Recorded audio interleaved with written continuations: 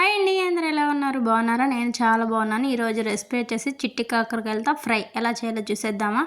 ముందైతే కాకరకాయలు నీట్గా క్లీన్ చేసుకుని పైన చెక్కు ఉండేది కదా, దాన్ని అంతా స్పూన్తో కానీ ఇలా చాకుతో కానీ తీసుకుని ఆయిల్ వేసుకుని ఫ్రై చేసుకోవాలన్నమాట. చాలా టేస్టీగా ఉంటుంది. ఇవి వచ్చేసి మా పెరట్లోని ఇవేనండి. ఇలా మొత్తం ఆయిల్ వేసుకుని బాగా ఫ్రై చేసుకోవాలి. ఫ్రై చేసుకుంటే మనకి ఆ చేదుదనం పోయిద్ది, క్రిస్పీగా కూడా వస్తాయి. చూసారు కదా, ఫ్రై అయిపోయినాయి కాకరకాయలు.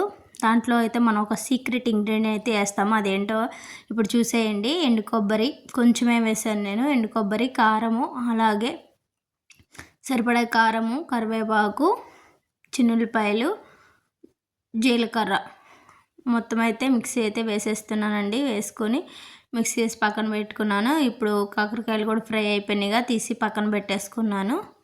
మనకి దాంట్లో విత్తనాలు కూడా ఏమీ ఎక్కువేమి ఉండవండి.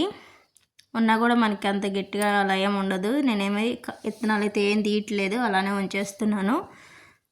ఇలా ఫ్రై చేసుకుని పక్కన పెట్టుకున్నాం కదా, ట్రై చేశాను అనమాట ముందైతే తీద్దామని. అదంతా ఫ్రై అయింది కదా, సాఫ్ట్గా అయిపోయింది. ఇంకా అందుకని వదిలేసాను అనమాట.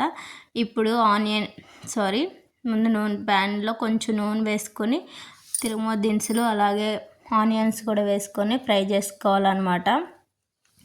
ఇలా ఫ్రై అయ్యేటప్పుడు దాంట్లో కొంచెం సాల్ట్ కూడా వేసాను.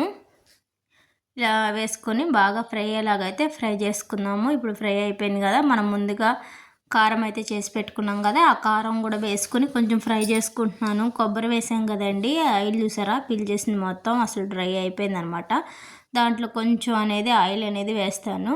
చూడండి, ఊనే 1 టేబుల్ స్పూన్ అయితే వేసాం. ఎందుకంటే మనం ఆయిల్ ఫ్రై చేసాం కదా, అందుకని చెప్పి కొంచెమే వేసి ఫ్రై చేసిన తర్వాత ముందుగా మనం ఫ్రై చేసుకున్న కాకరకాయలు కూడా వేసుకుని మొత్తం బాగా కలిసేలాగా అయితే కలుపుకోవాలి. చాలా అంటే చాలా టేస్టీగా, చాలా ఎమ్మీగా ఉంటుంది. చూడడానికి కలర్ఫుల్గా లేకపోవచ్చు కానీ టేస్ట్ మాత్రం చాలా బాగుంది. తప్పకుండా మీకు కూడా ఈ చిన్న కాకరకాయలు దొరికితే ఇలా ట్రై చేసి చూడండి, చాలా బాగుంటుంది. ఇదిగోండి, ఫ్రై అయితే అయ్యేస్తుంది. నేనైతే మూత పెట్టేసుకుని కొంచెం పసుపు కూడా వేసేసుకుని, అందాడ ఆనియన్స్లోనే వేసుకోవాల్సింది మర్చిపోయాను, అందుకని ఇప్పుడు వేసాను అనమాట. మూత పెట్టుకుని కొంచెంసేపు మగ్గించామంటే మనకి ఉప్పు కారం అంతా కూడా కాకరకాయలకి అయితే పడుతుందండి. ఇలా బాగా మిక్స్ అయ్యేలా కలుపుకొని కొంచెంసేపు అయితే లిడ్ పెట్టుకేసుకుని కొంచెంసేపు ఉంచుదాము. ఇదిగోండి, కాకరకాయ ఫ్రై అయితే రెడీ అయిపోద్ది. సింపుల్ అండ్ టేస్టీగా. కాకరకాయ తిన్న వాళ్ళు కూడా లొట్టలు వేస్తూ తింటారనమాట. ఇప్పుడు ఇందాక కొంచెమే కదండి సాల్ట్ వేసింది, ఇప్పుడు కర్రీకి సరిపడా సాల్ట్ అనేది వేసాను.